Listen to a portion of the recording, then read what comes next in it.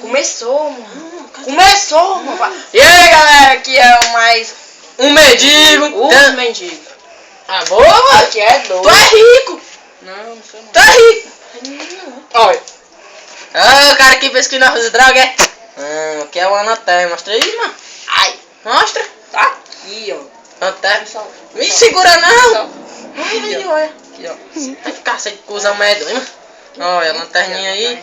Lanterna. Lanterna. Verdinha. Ih. Go tac-tac, vai. Sim, aí agora, rapaziada. Foto negro, né? Tac-tac, vai, pega tac-tac e começa a brincar.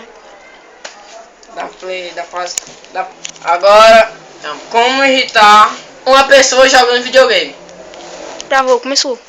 Ei, mas tá fazendo o que ele? Eita! Tô jogando. Pega essa porra aí, mano. Ei, mas tá fazendo o quê? Aí não. Olha aí, olha. Já! Não. Já! Vai! Já vai, meu tava dando videogame, tu vem desligar. Ai, tu desligou a televisão. Calma!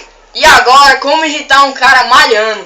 É, cara, a gente vai fazer uma coisa. Se você fizer com uma pessoa malhando, a pessoa vai irritar, com certeza. 99! 100! Começou? 101!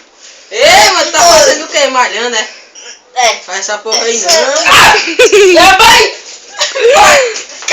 E assim que se irrita um cara malhando.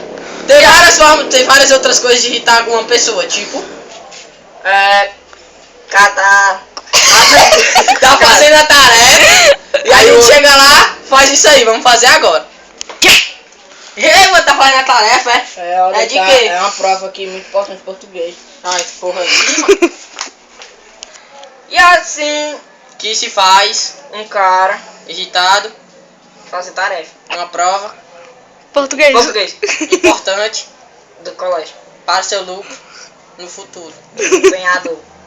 Valeu, galera. Esse foi o nosso só o primeiro vídeo. Só o primeiro, hein? Os mendigos! Pode aguardar no canal que tem, com certeza vai ter mais. Agora fazemos assim.